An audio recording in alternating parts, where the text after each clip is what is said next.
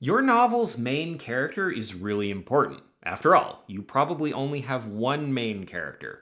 Unless your novel is Shawshank Redemption, in which case all the characters are main characters. Just get to the video, Carl. Today, we're talking about 5 things that could ruin your novel's main character if you let them. And a bad main character probably means you have a bad novel. All right, the first thing that can ruin your main character is something I like to call empty vessel syndrome. This happens when who the main character was before the story begins basically has no bearing on who they become as the plot progresses. Or it can happen when you just have a really underdeveloped main character that has a plot happening to them. You are essentially taking a blank character, an empty vessel, if you will, and through the course of the plot, you're applying whatever skills or attributes are needed for this character to be the character that resolves the plot. Less so with modern series, but a lot of older fantasy series do this, where they pluck some kid off a farm, give them a magical amulet, have a grizzled old wizard say that they're the chosen one, and then the story happens. Rand from The Wheel of Time kind of fits this. He's not devoid of characterization by any means, but definitely in comparison to other members of the main cast, I would say he's not as interesting.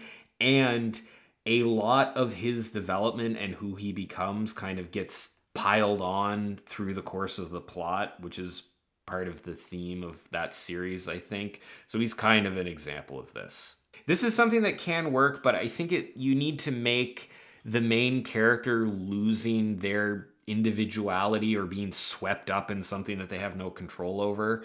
You have to make that sort of a main focal point, a main theme of the story. If it isn't, it's just going to seem like you have this boring, bland character who's the main character because the plot needs to happen. This is also, I think, a result of too much plot or setting focus at the expense of character. Yes, you need someone to tell the story from, and you should do your best to make that person, a person. Next up, thing number 2 that could ruin your main character, having them have too much power or control over the world, or having the world revolve too much around them. Your novel's world should be a roiling sea with waves and tides coming from all directions, not a placid pond into which you toss a single stone. That single stone being your main character. You don't want a world that feels like it just sort of centers around your main character. They stop at that point feeling like a character who's participating in a world and start feeling more like a character with a world being painted around them. Now, oftentimes the main character of a novel is kind of at the center of the world. If they're a king or a queen or the chosen one or the head of the PTA, then the world will revolve around them to a certain extent. But there's a difference between having a character who is important in the world and having a character who is sort of making the world wink into existence whenever they walk into a room. I think the best written, powerful characters emphasize how little power people in these positions often have, that they don't have a ton of control, that they aren't the ones pushing all the buttons. These kinds of power imbalances where the main character has an outsized impact on the world around them is often the cause of Mary/Gary, Sue/Stu characters.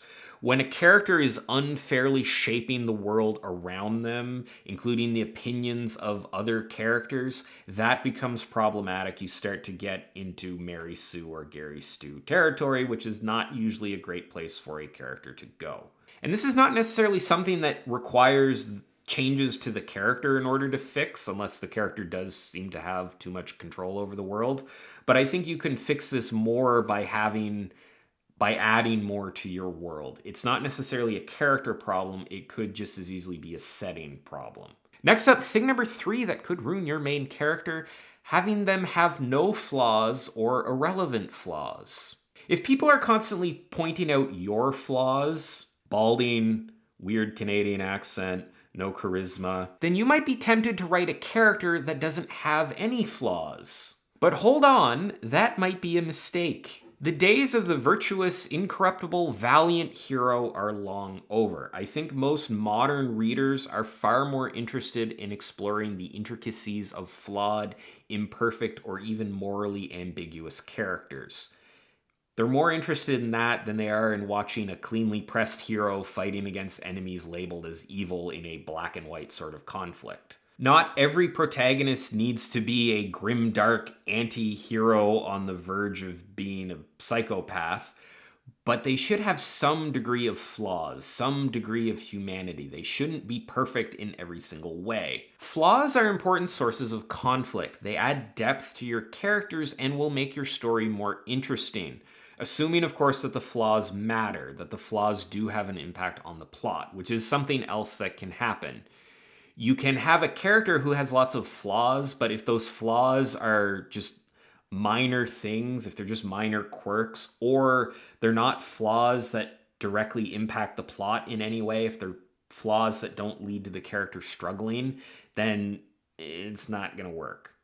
A character who never struggles, who never has to face their demons, is just not a fun character. You leave so much on the table by writing perfect characters, so please make sure that your main character is flawed in some way.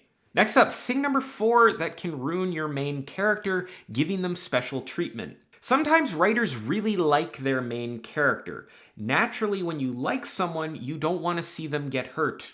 So they are magically able to dodge bullets, they walk away from being run over by a Mack truck, they don't break their legs when falling from a height that most definitely would break legs. I understand that you want to protect your characters, especially the pretty ones.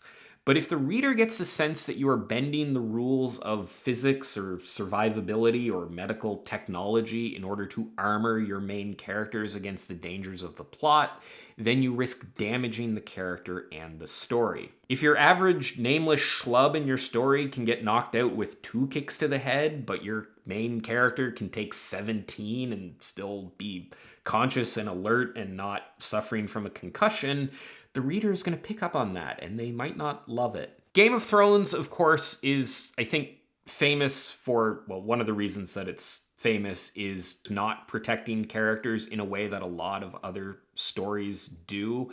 And I think one of the things that that series revealed was how strong the plot armor was in a lot of other stories. Now, I think you can go too far in the other direction, and Game of Thrones inspired a lot of people to kill off a lot of characters because they think that is what made that series so popular. It's one of the reasons that it made that series so popular.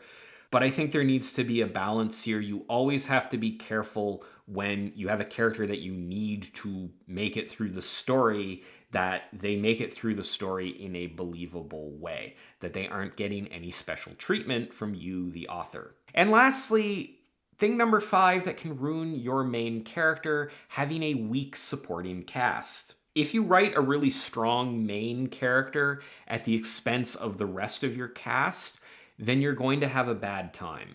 This might be a bit of a hot take, but I think a really good secondary supporting cast can compensate for a lackluster main character. But I think if you have a really good main character and a really crappy side cast, I don't think it works as well. If you have a big epic series, I think you can make a strategic decision to have a slightly more middle of the road, blander main central character if you have a lot of really interesting cast members that support them. This is just totally my opinion, but one of the things that I enjoyed about The Wheel of Time was how interesting a lot of these secondary cast members were.